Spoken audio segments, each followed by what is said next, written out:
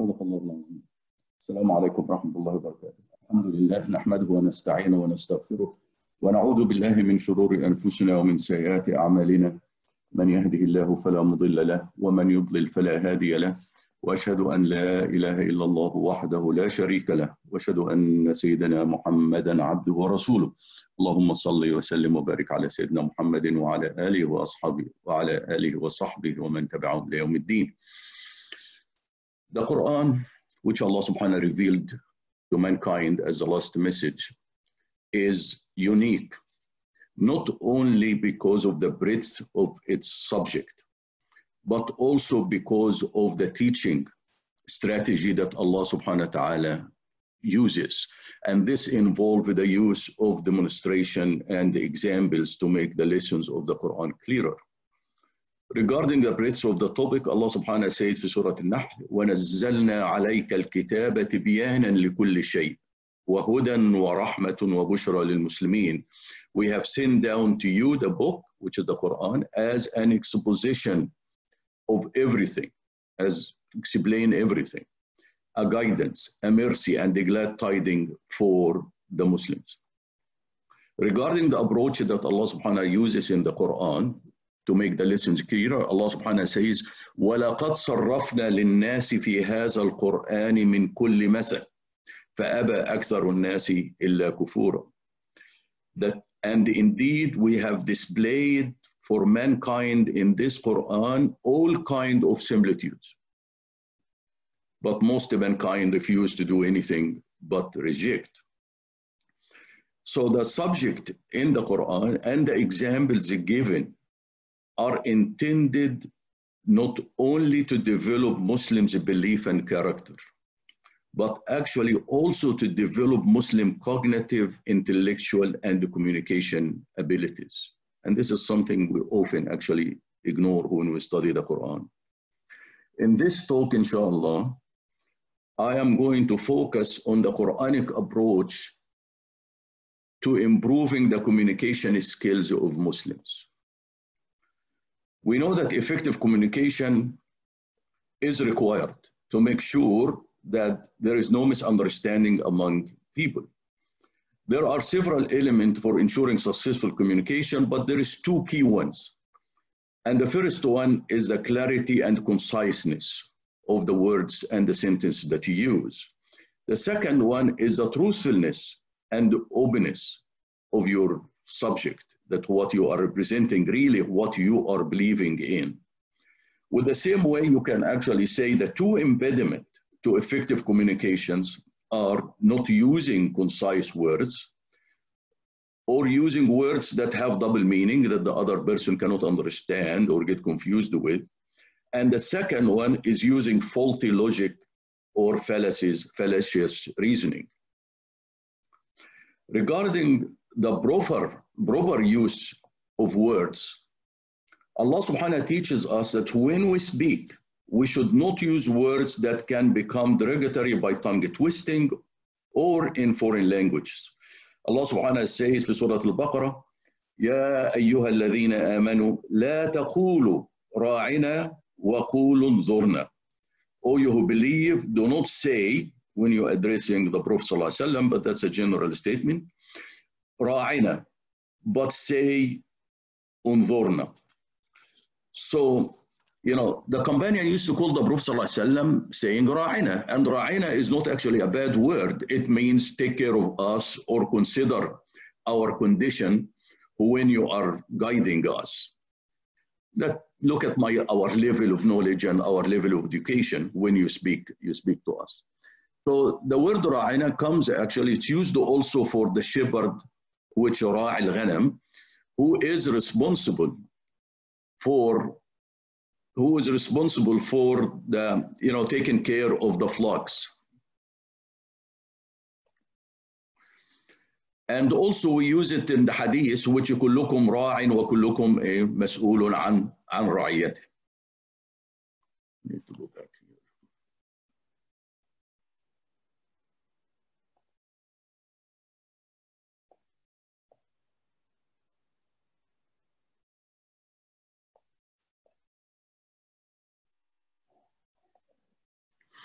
كلكم راع وكلكم مسؤول عن رعيته. So the word ra'ina, as I said, is a proper word, but Allah subhanahu wa ta'ala prohibited Muslim from using it because by minor tongue twisting, it becomes similar to a derogatory word in Hebrew. In the Hebrew language, the word ra means bad, evil, and wicked. So some Jews used to use this word, ra'ina, which is ra, coming from ra in their own language, to address the Prophet ﷺ as a hidden insult.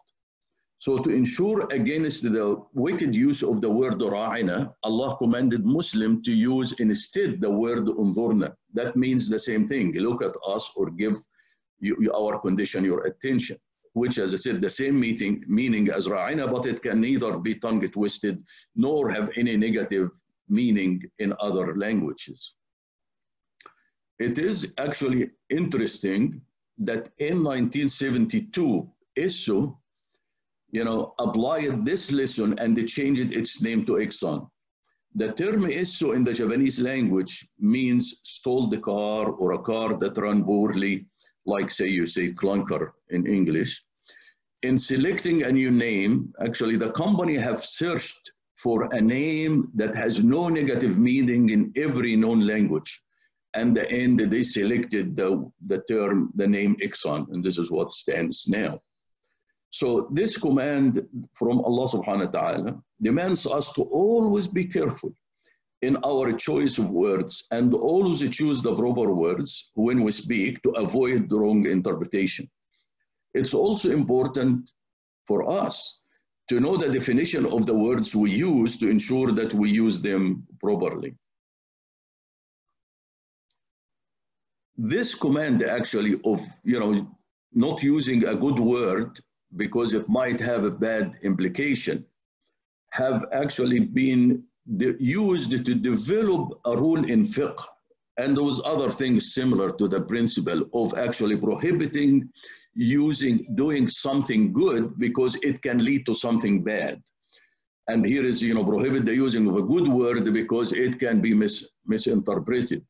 The rule in the fiqh called cutting the pretext, sadd al-dhara'i'. And this rule often used by Muslim jurists to prohibit certain lawful transaction because it can be abused. However, the excessive use of this rule can actually cause problem. So it's a good rule, but excessive use for anything, it can cause a problem. So the second important element in proper and effective communication is to avoid the use of faulty logic, fallacious reasoning, or what they call logical fallacies. Logical fallacies are often used by those who are not truthful to support an argument to exploit, confuse, or manipulate the listeners.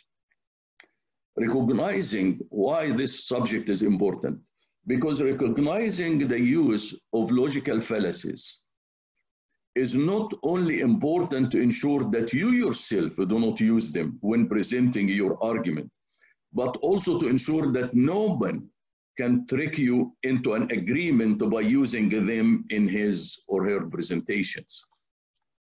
This is sometimes happen actually by people getting you in this for when you discuss religious issues with them.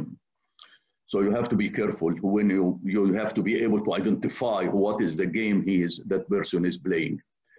You can easily actually recognize many of these logical fallacies by the argument that this believer used to make to justify the rejection of the messenger whom Allah sent to them.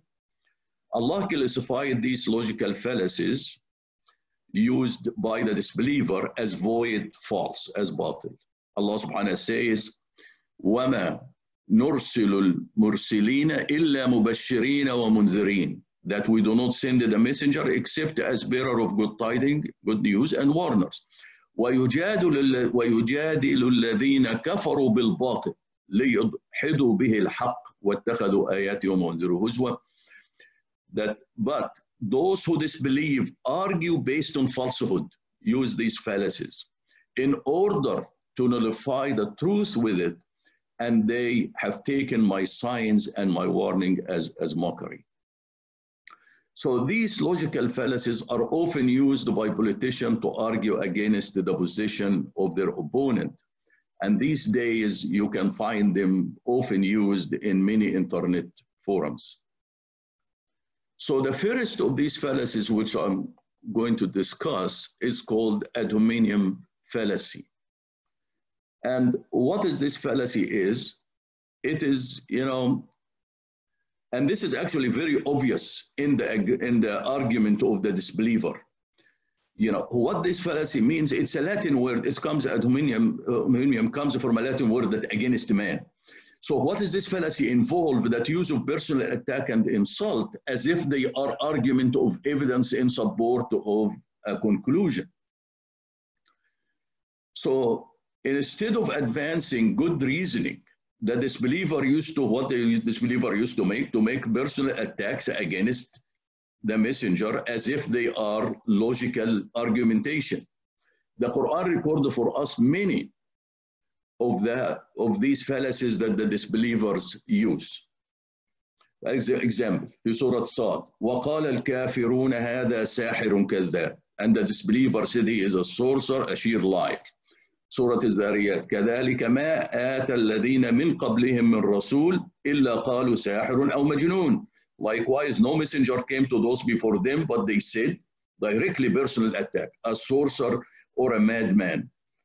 In Surah Al-Qamar, أَأُلْقِيَ الذِّكْرُ عَلَيْهِ مِنْ بَيْنِنَا بَلْ هُوَ كَاذِبٌ أَشِرٌ.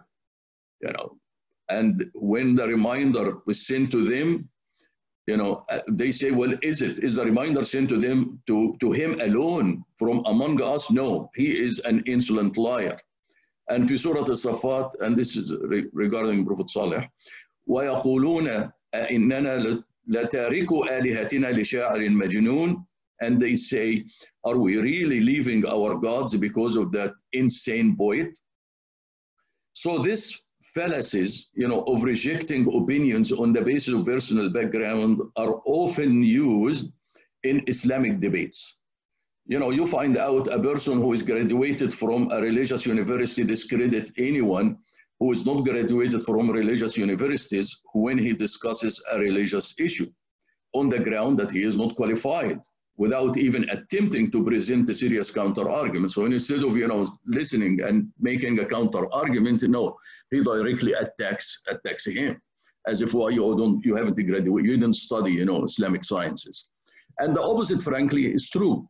That the person who is graduated, for example, from science universities attacks a person who is graduated from religious universities when he interprets scientific verses in the Quran on the ground that he is not qualified because he doesn't study science. One thing, I listened actually to a TV debate, and this was between two good scholars actually. One of them is Dr. Zaghlul al-Najjar, who hold PhD in geology from University of Wales and published heavily on scientific concept in the Quran. And he was debating with Dr. Mamdouh Salama. Dr. Mamdouh Salama wrote a book, and I think I mentioned it one time before. It says, Abi Adam قصة الخلق بين الأسطورة والحقيقة. My translation of it, my father Adam, the story of man's creation between myth and truth, in which Dr. Absapur, he presented the case from the Quran that Adam was not the first human on earth. He argued that Adam was the father of man, but he was not the father of humans. Instead of actually presenting counter explanation of the verses of the Quran to refute the thesis of Dr. Absabur's book, all what Dr. Zaghloul Najjar did is to attack Dr. Absapur that he is not a scientist to understand these topics. And he should have never written this book because Dr. Absapur is merely a professor of Arabic and Islamic studies. So I said it worked both ways. Frankly, this one was actually personally disappointing to me because Dr. Zaghloul never presented any counter explanation, other explanation for the verses that Dr. Absapur was using to justify his thesis. Now, the ad hominem fallacy is only used by those who have no logical argument to present, and therefore they distract from serious debate by using insults and personal attack. Frankly, this fallacy is commonly used in politics to manipulate voters by appealing to irrelevant name calling instead of addressing core issues. As you probably remember, in the last election cycle, personal attacks were often used, such as Crooked Hillary, Wicked Witch of the West Wing, Low Energy Jeb, Lying Ted, Truly Weird Run Ball, and Little Marco. You know, so in taking and learning from this, my advice to myself and to you is to never use ad hominem fallacy when discussing any matter with your wife or children. Insulting them, raising your voice, and getting angry are only signs that you do not have a good argument. So admit that you do not know and let it go. The second form of fallacies that are, disbeliever used is known as a strawman argument. And the strawman argument named after, the strawman, which is a harmless scarecrow. In the strawman argument, the person attacks loosely equivalent yet unrelated position when the opponent actually never intended to make the point anyway. Sometimes both a person who wants to distract, he used both actually the strawman argument and ad hominem fallacies together. He distracted from the subject and then the insults. The disbeliever often used to use these two fallacies together, and the master of this one actually was Pharaoh. When Prophet Musa and Harun went to Pharaoh asking him to release the Israelite from the bondage by saying to him, Inna Rasul Rabbika fa'arsil ma'ana bani Israel wa la tu'adhibhum. This is their message to him. We are the messenger of your Lord, so let the children of Israel go with us and do not prosecute them. Now, instead of making an argument, instead of making an argument why he shouldn't release the children of Israel, Pharaoh used both the strawman argument and the hominem fallacy to distract from the real issue. And here is some of the distraction made by him. So the first thing he said, قال فما بال القرون الأولى. He said, then what about the earlier generation? Well, the status of the earlier generation who are already dead has nothing to do with what Prophet Musa was asking him. He asked him to raise Bani Israel. He asked him what happened to our forefathers, what is going to happen to them. Then Pharaoh continued and said, changing the subject also. He said, قال أجئتنا لتخرجنا من أرضنا بسحرك يا موسى? He said, Moses, have you come to us to drive us from our land with your sorcery? Well, Prophet Moses never even hinted to driving the Egyptian from their land. But Pharaoh wants to draw the argument with Moses in a different direction. Pharaoh also continued his strawman argument and added to it the insult by saying, وَنَادَى فِرْعَوْنَ. This is the verses that no, it's not the one I let you listen to. There is a different one. وَنَادَى فِرْعَوْنُ فِي قَوْمِهِ قَالَ يَا قَوْمِ أليس لي ملك مصر وهذه الأنهار تجري من تحتي أفلا تبصرون أم أنا خير من هذا الذي هو مهين ولا يكاد يبين فلولا ألقي إليه أسورة من ذهب أو جاء معه الملائكة مقترنين. I think this is the verse that you listened to in the beginning. Or the verses. And the Pharaoh, so what the Pharaoh said, now here is all what I said, remember, all what Sayyidina Musa was asking him, release Bani Israel from the bondage and let him come with me. So here is the Pharaoh start, he said, proclaimed, told his people saying, doesn't the kingdom of Egypt belong to me and these rivers are flowing right underneath me? Do you then not discern? Well, Sayyidina Musa never argued this point. Or do you not see that I am much better than this one? Talking Sayyidina Musa, who is worthless and can hardly even express himself. So why were the bracelets of gold not sent down with him? Or why didn't the angels come along with him as companions? This is all distractions out to go away out of, of what Sayyidina Musa was trying to, to ask Pharaoh to do. The same tactics actually was used against other prophet.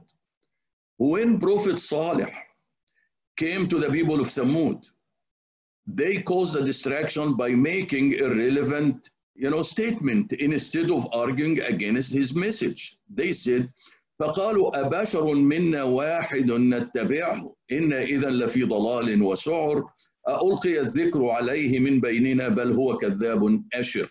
And they said, shall we follow one human being from among us? We will then be in error and insanity. Is it that the reminder is sent to him alone from among us? No, he is an insolent liar. Also, instead of presenting any valid arguments against the Quran, the disbelievers in Mecca, they basically, their argument was, no, bring us another Quran. As if, if bring another Quran, that will be, they will accept it. And said, وَإِذَا تُتْلَى عَلَيْهِمْ آيَاتُنَا بَيِّنَاتٍ قَالَ الَّذِينَ لَا يَرْجُونَ لِقَاءَنَا ائْتِ بِقُرْآنٍ غَيْرَ هَذَا أَوْ بَدِّلْهُ. And when our clear verses are recited into them, those who do not want to meet us say, bring us a Quran other than this or change it. Now, this is actually similar when you make a good argument and your opponent counter argument says, always come with something else, say something different, Well, why don't address the point that I'm just made first? When Prophet Shu'aib went to his people of Madian and he told them, وَيَا قَوْمِ أَوْفُوا الْمِيكَالَ وَالْمِيزَانَ بِالْقِسْطِ وَلَا تَبْخَسُوا النَّاسَ أَشْيَاءَهُمْ وَلَا تَعْسُوا فِي الْأَرْضِ مُفْسِدِينَ. And my people perfected a measure and balance with justice and do not short the people of their things. And do not, go around in the earth spreading mischief. So he was arguing, be honest, So, but their response to their argument against this was saying, قالوا يا شعيب أصلواتك تأمرك أن نترك ما يعبد آباؤنا أو أن نفعل في أموالنا ما نشاء إنك لأنت الحليم الرشيد. They said, oh Shu'aib, does your prayer command us that we give up what our forefather used to worship, or that we should not deal with our wealth as we wish? We thought you are the man of wisdom and guidance. Well, Prophet Shu'aib actually never inhibited them from having freedom with their wills. All what he was asking them is to be honest when dealing with others. But instead, of discussing his command or the merit of his command, they changed the subject and directly said, oh, are you asking us not to, to basically have control of our money? So the third logical fallacy, and this is really this appeal to authority. And this fallacy involves what it is. If somebody come to you, with this idea, or you present something to him, they said they are particularly quoting somebody else, saying, no, look, such and such sheikh said this and this, or such and such said this and this. Well, first of all, when a person, the authorities might be, that you quote, might be irrelevant authorities. It might be pure authorities. It might be false authorities. So you cannot steer away from real evidence by quoting, by basically are making justification by somebody else's statement. The disbelievers actually used to this fallacy often enough by invoking authority of their fathers or their leaders. For example, for Surah Al-A'raf, قالوا أجئتنا لنعبد الله وحده ونذر ما يعبد آباؤنا. They said, have you come to us so we worship Allah alone and forsake that which our forefather used to worship, inferring that their forefather is our authority. Who are you to give us a different idea? And then for Surah Al-Baqarah, وَإِذَا قِيلَ لَهُمْ اتَّبِعُوا مَا أَنزَلَ اللَّهُ قالوا بل نتبع ما ألفينا عليه آباءنا أولو كان آباؤهم لا يعقلون شيئا ولا يهتدون. And when it is said to them, follow what Allah have revealed, they said, we follow that on which we have found our father. Is it so even though their father has no understanding at all and has no guidance? Also في سورة الزخرف, ولما جاءهم الحق قالوا هذا سحر وإن به كافرون. And when the truth came to them, they said, the disbelievers said, this is magic and we are totally disbelieving in it. And then try to invoke now the authority now. وقالوا لولا نزل هذا القرآن على رجل من القريتين عظيم. And they say, why this Quran was not revealed on a great man of the two towns, which is Mecca and the Taif. So if it was revealed to one of our leaders, then we could have accepted it. Now, the appealing to authority can be fallacy because even authorities can be wrong. Even scientific authorities can be wrong. As an example, the science expert in the 16th century thought that the Earth was the center of the solar system, but now this turned out to be wrong. Even until late 1990, scientists thought that the gravity must be slowing down the expansion of the universe. However, recent discoveries confirmed that the universe is expanding and is expanding at faster speed, which has changed everything scientists originally knew about the cosmos. So this fallacy also is used in marketing to justify the quality and the value of product by using famous athletes as spokespersons.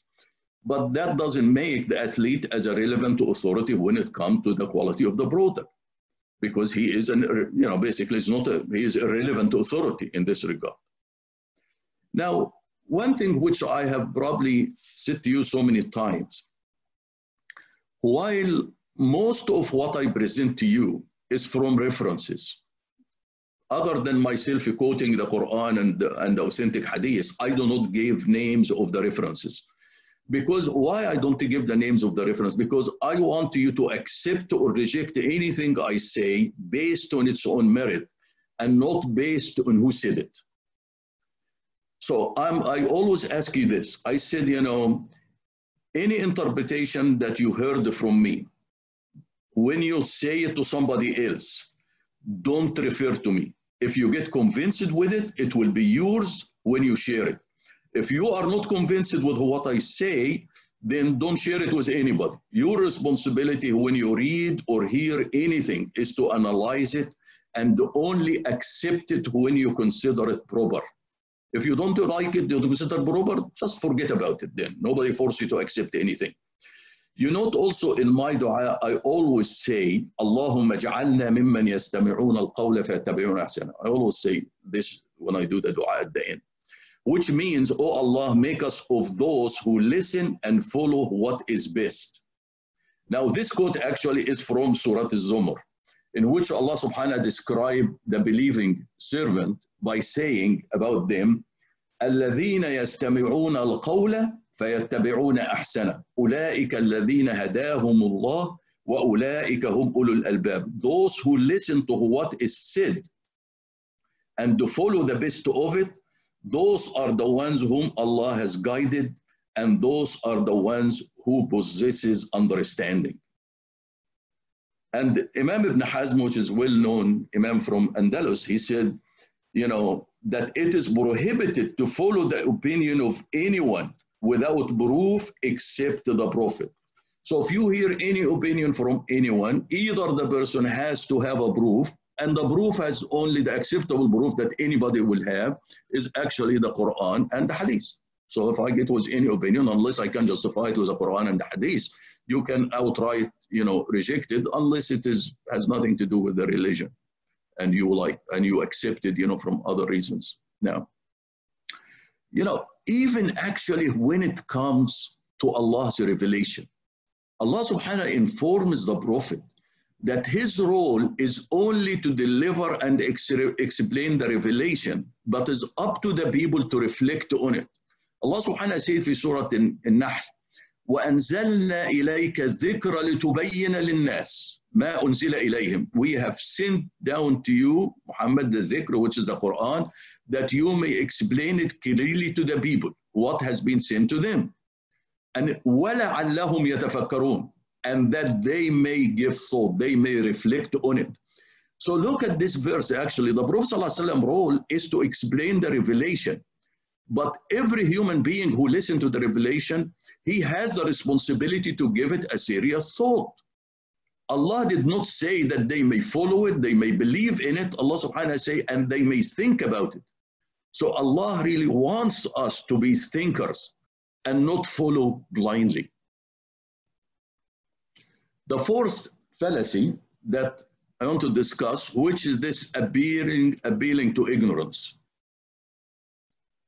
Using ignorance as a major promise to support an argument is a cheap and manipulative. Disbelievers often use this fallacy by claiming that they have never heard of this before. Therefore, it must be false. They say, for example, أجعل في سورة الصاد أجعل الآلهة إلها واحدا إن هذا لشيء عجاب. Has he made all gods into one God? This is a very strange thing. And then also في سورة الصاد ما سمعنا بهذا في الملة الآخرة إن هذا إلا اختلاق. We never heard of this in the religion of the past. This is nothing but an invention.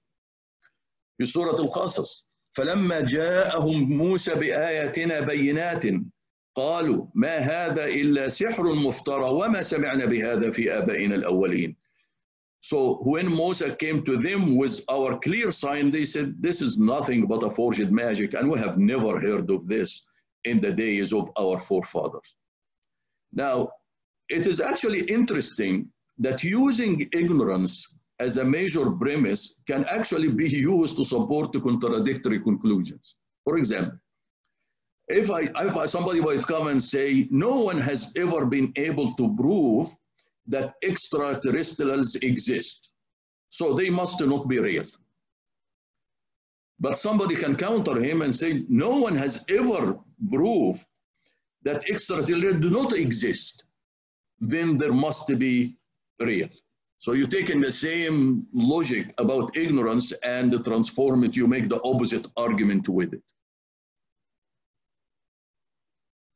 Now, I'm going to stop here by these four fallacies.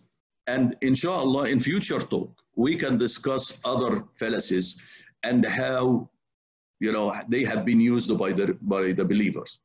But I'll just give you a brief, discussion in other these fallacies that we discuss. The first one, which is called the slippery slope. And the slippery slope, I'm not going to quote from the Quran. I'm just giving you the definition of these, these different fallacies, inshallah, next times in future talks, so we can explain it and link it, to the Quranic verses. Slippery slope is a very interesting fallacy because the fallacy works by moving from a seemingly benign premise through a long series of steps to an improbable extreme that no one accepts. And why slippery slope is not always wrong. Some slippery slope argument can be valid, but using a slippery slope as a basis for an argument requires great wisdom. Slippery slope is the basis, as I mentioned before. I said, that slippery slope is actually with the basis for the fiqh rule also of cut the pretext, sadd zara'i. And, but I said excessive use of this rule, sadd zara'i, cutting the pretext, actually will result in major harm by imposing major restriction on Muslims, because everything you can say, oh, but it can lead to this bad things. And therefore you can suddenly prohibit everything that's halal on the basis that it can lead to something bad or something prohibited. You can look at this, so many examples you can look at. The other, also fallacy that we can discuss later, which you called false dilemma or false dichotomy. And this fallacy involves limiting the option to two. It's almost just, black and white, or yes or no, when actually there is more option to choose from. This is like saying, you are with us or against us, or you either support going to the war or you are a coward. I mean, there's other options, of being, I'm not supporting the war and I'm not coward, so. Or I'm not with you, but I'm not also against, you. I'm not with you, in this issue, but I'm not against you. I mean, this fallacy, frankly, often manipulated, unfortunately, by politicians, and to polarize the audience by basically honoring some group and demonizing, other group, and therefore create the division among people. The other fallacy also that people used, which the bandwagon fallacy, that the group fallacy, that the fallacy is made by every, if a majority of people agree with it, it must be right. And it is a very interesting, actually, in the Quran, we find out that Allah subhanahu wa ta'ala tells us the majority are often wrong. The majority are not often right. Like, for example, for Surah Yunus, Allah subhanahu wa ta'ala say, إن الحكم إلا لله أمر ألا تعبدوا إلا إياه ذلك الدين القيم ولكن أكثر الناس لا يعلمون. Sovereignty belongs to none but Allah. He has ordained that you shall not worship anyone but Him. This is the only right path, but most of the people do not know. If you look in the Quran and search most of the people, you find it out comes in a negative way, in the Quran. That the majority of the people always do not know, do not believe, are not grateful, and so on. The other ones, sometimes you use a circular, argument fallacy, which involves you make an assumption, and then you use the assumption, which is an assumption, as an argument, which as an assumption has been proven, but now you're using to justify your position. Generalization also is used. You make a general statement without any evidence and then use it, to reach the conclusion. Equivocation is also an approach that sometimes people use. And this is by using a word and a phrase or a sentence to make the audience think that you are saying something you are not saying it. Appeal to pity. This appeal to the compassion and the emotional sensitivity of other when the factor mentioned are not relevant to the argument. And frankly, you see it a lot of time, but people bring, a good cause and wants to creep into it another cause that you do not support, and they use it, to basically appeal to your kindness. How can you be against this, So the other fallacy, which called a red herring fallacy, and this is used, it's used, to distract from the main topic of discussion to something else that seems to be relevant, but not actually on the topic, and this is sometimes difficult to identify, because it, as I said, you bring something close, but it's not relevant, but you have a hard time, identifying, wait a minute, you distracted, you're changing the subject here. It's an interesting, actually, the word, like, what is this red herring, why the title came from. Red herring is a herring, is a fish, which has a very, strong smell, and basically the hunting dogs recognize it. Is a scent that the hunting dogs can distract, can distract them. So when you are going to test a hunting dog, you brace a red herring, close to basically the subject, the area that you want the dog to, to find, and to see if that dog really, if he were going to be distracted by this, scent or not. So inshallah, as I said, we'll discuss some of these things. And you also, in the meantime, you can also go and basically study it in your own, looking for the verses in the Quran and so on. But inshallah, we'll discuss it, in a future discussion. اللهم صل وسلم وبارك على سيدنا محمد وعلى آله وصحبه اللهم اهدنا فيمن هديت، وعافنا فيمن عافيت، وتولنا فيمن توليت، وبارك اللهم لنا فيما أعطيت، وقنا واصرف عنا شر ما قضيت، إنك يا ربنا تقضي بالحق ولا يقضى عليك. اللهم ادخلنا برحمتك في عبادك الصالحين. اللهم اخرجنا من ظلمات الجهل والوهم إلى نور العلم. اللهم علمنا ما ينفعنا، وانفعنا بما علمتنا، وزدنا علما. اللهم اجعلنا ممن يستمعون القول فيتبعون أحسنه. اللهم أوزعنا أن نشكر نعمتك التي أنعمت علينا وعلى والدينا، وأن نعمل صالحا ترضاه. اللهم اصلح لنا في ذريتنا، إنا تبنا إليك وإننا من المسلمين. اللهم اكفنا بحلالك عن حرامك، وبطاعتك عن معصيتك، وبفضلك عن من سواك. اللهم بفضلك ورحمتك أعلى كلمة الحق الدين. اللهم انصر الإسلام وعز المسلمين يا أكرم الأكرمين.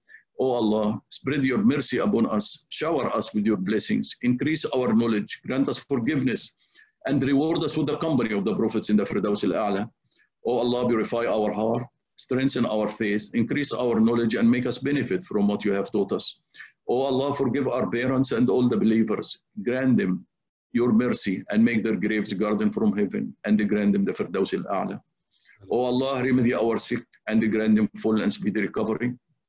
Oh Allah, grant our son Ma'raj and all the sick relatives and the friends speedy and full recovery.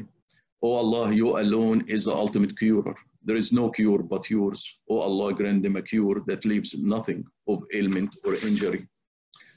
Oh Allah, grant us the ability to be grateful for your favors, for the favors that you have bestowed upon us and upon our parents, and that we may do righteous deeds that are pleasing to you. Oh Allah, guide our children, protect them, and make them righteous. Oh Allah, accept our repentance, wash our sins, answer our supplication, establish our evidence, and guide our heart. Oh Allah, we seek from you all good, whether we know it or we don't, and we seek your refuge from all evil, whether we know it or we don't. Oh Allah, we seek refuge in you from incapacity, from laziness, from fear, from greed, from poverty, and from the torment of the grave. Oh Allah, we ask with every name you have elected for yourself that none of us leave this gathering, but his pains have been relieved, his worries have been removed, his debts have been paid, his weaknesses have been concealed, his sins have been forgiven, and his needs have been fulfilled. Oh Allah, you said, Id'uni astajib lakum, ask me and I respond to you. Oh Allah, we asking you as you have commanded us. Oh Allah, accept our dua. سبحان الله وبحمده عدد خلقه ورضا نفسه وزنة عرشه ومداد كلماته. سبحان الله وبحمده عدد خلقه ورضا نفسه وزنة عرشه ومداد كلماته. سبحان الله وبحمده عدد خلقه ورضا نفسه وزنة عرشه ومداد كلماته. وآخر دعوانا أن الحمد لله رب العالمين، والصلاة والسلام على خير المرسلين. اللهم صل وسلم وبارك على سيدنا محمد وعلى آله وصحبه وسلم. والعصر إن الإنسان لفي خسر إلا الذين آمنوا وعملوا الصالحات وتواصوا بالحق وتواصوا بالصبر. والسلام عليكم ورحمة الله وبركاته.